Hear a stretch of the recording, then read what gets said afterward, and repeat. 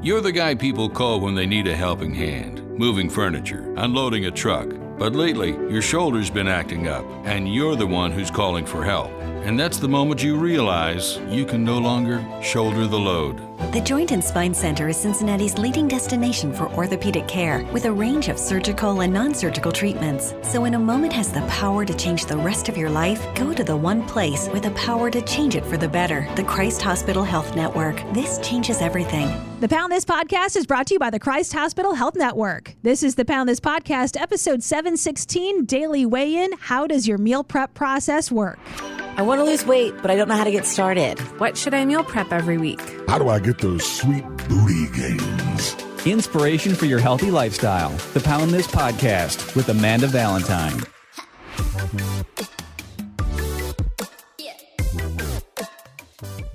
Thank you so much for listening to the Pound This Podcast. I am Amanda Valentine, and this is the Daily Weigh-In, where I take your questions, mostly from my Instagram at You Can Pound This, or you can always shoot me an email, amanda@AmandaValentineBites.com, and I'm happy to answer your questions or find an interview or somebody that can answer those questions or point you in the right direction. If you're brand new here, thank you so much for listening. A little backstory about me is I have been unhealthy and obese for a very large part of my life. Starting around 6 years old, I spent over a decade yo-yo dieting. And then over the past decade, I made the choice, actually a New Year's resolution, to start making the best decision possible in every moment. And that equaled over 100 pounds of weight loss that I've maintained mostly over the past 10 years. Also just a very healthier lifestyle, a healthier mindset, and a complete life change from making that decision to start doing healthier things for me. And part of that is meal prepping, which brings me to today's question is, how do you plan your meal preps? So if you follow me on Instagram, again, at You Can Pound This, you know that I'm a meal prepper. I've been meal prepping for over 8 years now, and I've definitely gotten more and more intense over the years. And I do want to make it clear that I meal prep because I personally enjoy it for multiple reasons. I feel like it just makes life easier for me. I don't do it because I have to, like I'm on a strict diet and I need to meal prep. I really, really enjoy it. And so kind of a little backstory with me and my meal prepping is when I first started losing weight with my New Year's resolution in 2012, I didn't meal prep at all. I didn't meal prep probably until a year and a half, 2 years or so into my own weight loss journey. And I was just making better decisions. And you can listen to previous podcasts where I discussed that at length. But it was just like, I don't eat any vegetables. How do I find ways to eat vegetables? I don't drink any water. How do I drink less Dr. Pepper and less Red Bull and drink more water? And it was making these small changes and that kind of stair-stepped into more and more. And meal prepping came in because I started a new job at that point in my journey. I had moved from Denver, Colorado to Ashland, Oregon, and I was doing a morning show, and I wasn't doing a morning show the last year I was in Denver when I started losing. Well, no, I was doing a morning show when I started losing weight. But schedules changed, moved to a whole nother state, things changed. And I was kind of noticing I was plateauing where I was. And also it was starting to give me anxiety about what was I going to eat. And I really hate the feeling of opening the door of the fridge or the pantry or cabinets and being like, oh, what the heck am I going to eat? And I had noticed in my past, again, learning lessons from my failures in the past with like Weight Watchers, specifically Weight Watchers and counting calories in the past had given me so much anxiety because I would be so afraid to like eat all of my points earlier in the day or eat all of my calories earlier in the day. So I would not eat all day in fear of, not having anything at the end of the day. And then I would find myself having to cram in all this food at the end of the day where it just wasn't a pleasurable process for me at the time. And it would just stress me out and I would gain weight because I would just have so much stress and anxiety over figuring this out. Where the lesson I learned was, well, if I plan ahead, and that gives me less stress and anxiety. And so it started with me, breakfast was the hard part of meal prepping because I was doing a morning show on the radio and I was getting up at 3:30 in the morning and, I'm on the air. It's not like I could run out and get some food. So I started by just kind of prepping my breakfast and having a plan for that. So I knew that I wouldn't have to worry about that while I was at work. And that just kind of turned into like, wow, well, that's really nice to have something done and I don't have to think about it and have anxiety and worry about it the rest of the day. And that kind of, turned into lunches too. And where I am now, where I prep out most of the meals I eat. So I eat either 5 or 6 times a day. That is a personal preference. If you ask me about what I think about how many times a day you should eat, I think that's all up to the individual, like what you feel good with. If you're not hungry till the middle of the day, then maybe you should start eating in the middle of the day. I don't know. And don't take that for my word either. Again, everybody is so different and everybody's story is so different. So it's kind of hard to give advice on that in a grand scale, like just a podcast rather than an individual. Let's talk about your own personal life and lifestyle. But I like to eat every few hours. That's just me. That's my personal preference. And prepping all of that out gives me so much less anxiety.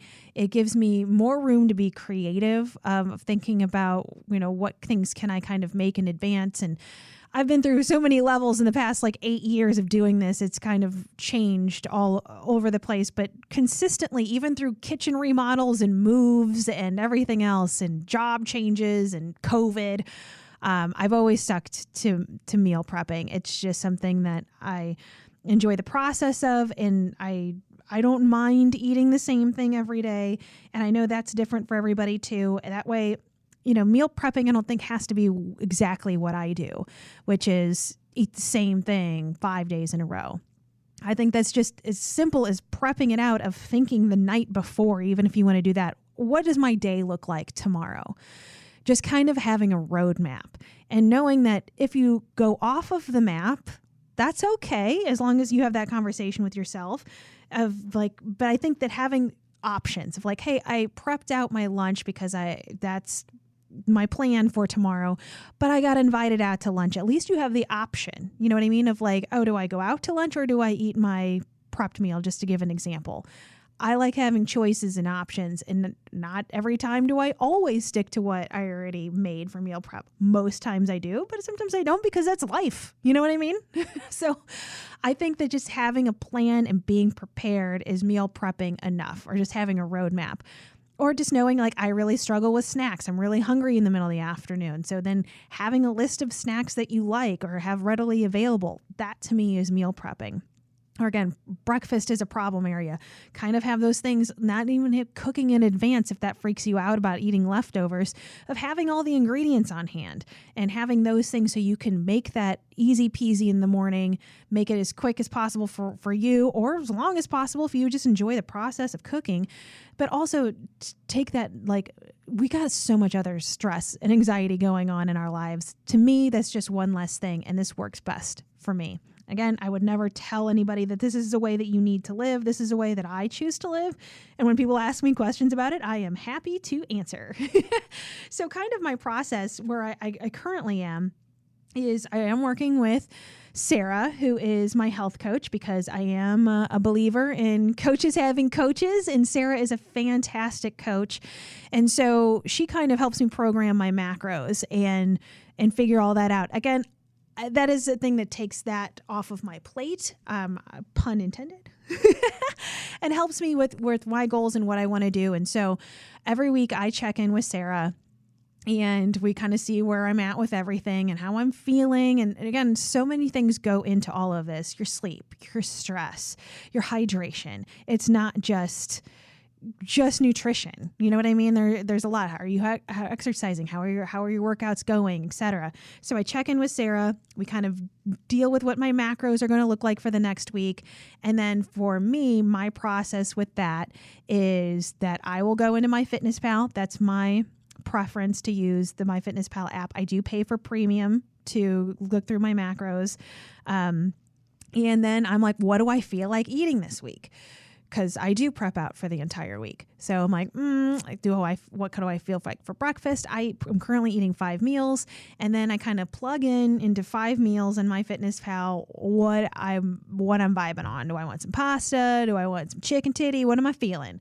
And then I kind of go in and refidget around to make my macros fit, and also knowing, my workouts are in the morning. So for me, having like more carb dense to give myself some fuel for those workouts around that time. And again, strategically kind of planning the day or the week, I plan all of those out. And then I write my list to take to the grocery store and buy everything that I need. And then for me, I have been switching meal prep for me to Saturdays instead of Sundays, just because of scheduling and stuff like that. And then I will make everything that I can make or makes sense to make for the week. And then I will have the things prepped and the ingredients on hand for the other meals that I have. And that's how I do it. So I also take all of my menu, I put it on a big Stickum Post-it note, and I stick it up in my kitchen. So I know my own weights and measurements. And again, not everybody needs to count macros. Not everybody needs to weigh and measure. To me, this is just my method and works best for me. And that's pretty much what I do. And I also, to kind of get some, inspiration for meals, I love Pinterest. Again, if I'm thinking of like, I got all this like zucchini here. What are some fun things I can make with zucchini? And just kind of look up zucchini recipes and get inspired to make something. So that's my own personal process. If you do want to work with Sarah, I would highly recommend it. She also has a food relationship coach partner. She has meal plan add-ons and recipes if you want all of that. She also offers one-on-one nutrition coaching and virtual training.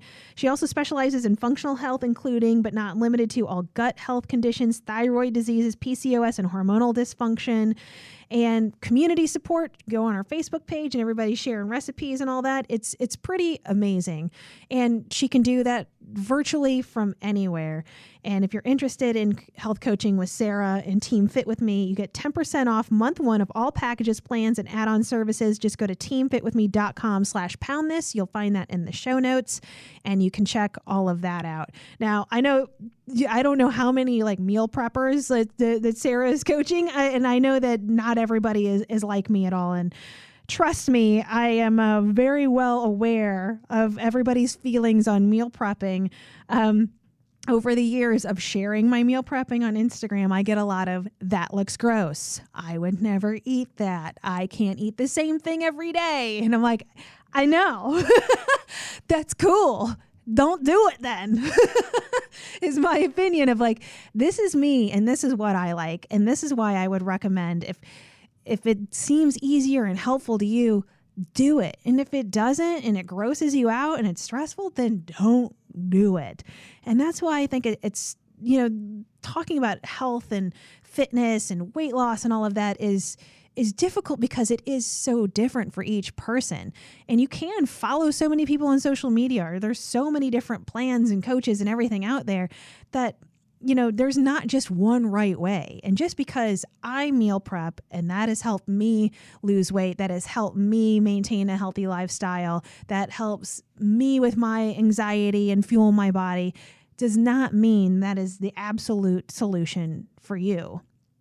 And if it's helpful, that's why I share my process, and I'm sharing this in this podcast, is if you can find bits and pieces of that you find helpful, that you take to move forward, oh my God, that's amazing. And that's just my mission with that of, this is what I do and this is what works for me, and you can borrow pieces of it or be like, oh God, I would absolutely never do that, then don't. And yeah, there's no absolute right or wrong way to do anything. And all of our bodies are so completely different. We're all, are each individual little butterflies with our own genetic makeup and history and our own relationship with food and our bodies and exercise. There's just a whole lot to it. So I have learned, and that's where, I'm grateful for my time of so many yo-yo diets, because I did learn the things that did stress me out and didn't work for me. And then my solutions to that were meal prepping for specifically Weight Watchers and calorie counting. And I have gone through fluctuations where I don't count a damn thing. I don't count calories or macros, and I intuitively eat. And I think that's ultimately a good goal to have too. I think that, there's different levels of, if you're going from, you don't know anything about nutrition at all and you're lost and you're like, there's so much marketing of what's healthy and lean and high protein and gluten-free and fat-free and all of these things. And you're like, this is a sea of chaos and I need some ways to maneuver through this. That I think things like macro counting and calorie counting and understanding the food you're eating are all tools to understand where you're at. Meal prepping can be a tool to help you navigate those things. And then once you feel like you got a good grasp on those, if you're feeling good and you're in a good mental and physical space, because again, I think the end point for all of us is to mentally and physically feel good, right? Then, drop those sorts of things if they aren't serving you.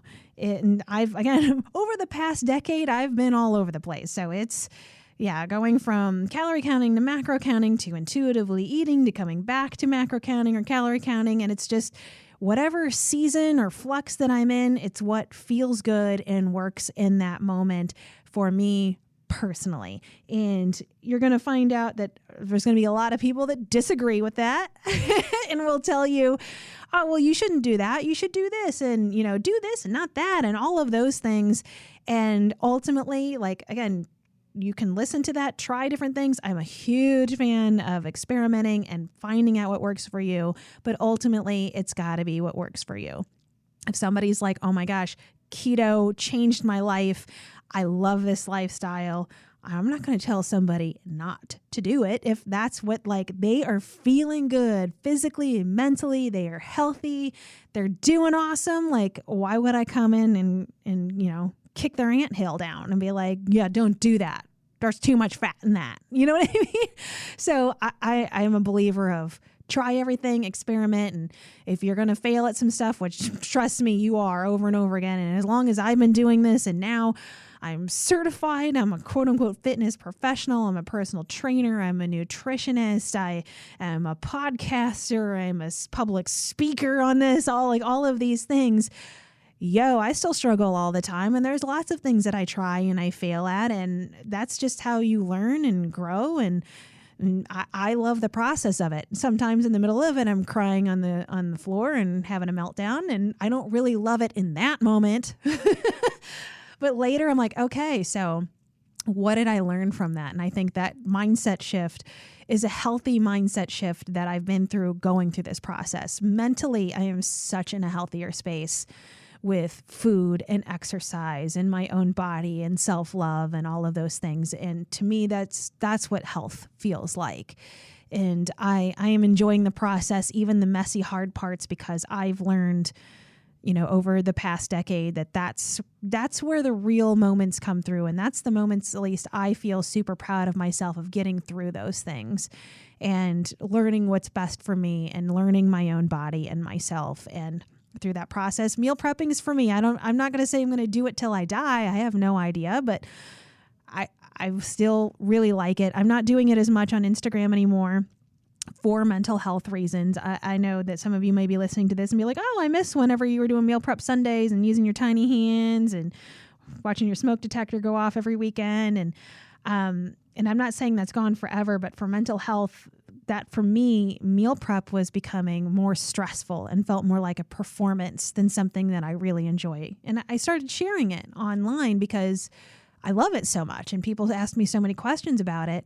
And it was getting to the point where I'm like, this is something that is my sacred time. And I really like the process. I mean, I like meal prepping and listening to a podcast or talking on the phone with one of my best friends.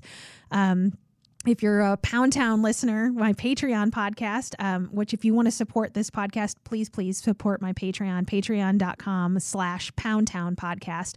My best friend Colleen was on there, and me and her would talk every time I would be meal prepping, or I'll be listening to some jams and dancing around. And when it became into turning it into a social media event, it kind of took away a lot of the things I loved about it. And it took something that would take me 90 minutes into 3-4 hours, and it would eat up an entire day. And it started feeling more like work than something that I really enjoyed the process of. So I've backed off of that some. and I'll bring it back when I'm feeling in a good space with it, or I feel like, you know, I can kind of show some things, but not turn it into like a full blown kind of show. And so, but that's my own struggle with meal prep is I know that it's so helpful for people to see recipes, to see that, you know, you can make healthy foods and make them delicious and cook them in a short amount of time. And it doesn't have to take all day. And, you know, I feel like there's a lot of helpful things that I can share, but it's not very helpful if I'm in a really bad mental space while I'm doing it. And so I can't be a person that's promoting health and talking about health and tearing apart my own mental health to try to help other people with their health. You know what I mean? Like I can't pour from an empty cup and then I'm just becoming kind of a hypocrite. And I don't want to do that. So, that's also kind of where I'm at with that and I did that this weekend. I shared some of my meal prep on Instagram, but also I was listening to some music and an audiobook. I'm listening to my current audiobook as I'm listening to Dare to Lead by Brene Brown, and listening to that while I'm cooking and moving around the kitchen. And I just really enjoy that process. And I think that's true to all of, you know, any sort of lifestyle change that you're going to do is find what you love about it. Like I just love walking. I love walking and listening to podcasts and listening to music. Sometimes I listen to nothing. And I'll always be motivated to go for a walk because I like it. And I'm always motivated, not always, I guess, but mostly motivated to do meal prep because I have really enjoyed the process. This is my time to listen to some of my favorite podcasts. This is sometimes to listen to my favorite music or my audiobook, and it feels like me time. And that's why I enjoy the process. So if you can find those sorts of things within the process that you just really like and it becomes part of your life and something you look forward to, then that's the right thing for you. And if you're trying to meal prep and it feels like hell, the process and the eating of it, then it's not for you. Then knock that off and find a version of whatever does work for you. And if you ever have any questions or any sort of way that I can help, please reach out to me. And I know that people say this on podcasts and you never do, because I listen to my own favorite podcasts and I never respond back to them. And I feel like such a freaking butthole sometimes. Like my favorite podcast, I met them once and lost my damn mind. And it's so funny because one of my coworkers at the time that I worked with at the radio station was like, you have like met so many celebrities and I've never seen you fangirl as hard as when you met this freaking podcast. And I'm like, yeah, I know. I just love them. But I still have like not written a review for them on iTunes. So like, I understand where I'm like, hey, email me. And that might be weird. Or I'm like, hey, please write me a review on Apple Podcasts because it's incredibly helpful for other people to find this podcast. And it's just, I understand. But with that being said, it would be really helpful if you emailed me or wrote a review. So Amanda at AmandaValentineBites.com if you ever do have a question. And I'm super happy to answer. And if you find any value in this episode or any episode of this podcast, please share it to anybody you would think would find some value in it as well. That's also incredibly helpful. And as always, I appreciate you so much for listening, and I'll talk to you later. AmandaValentineBites.com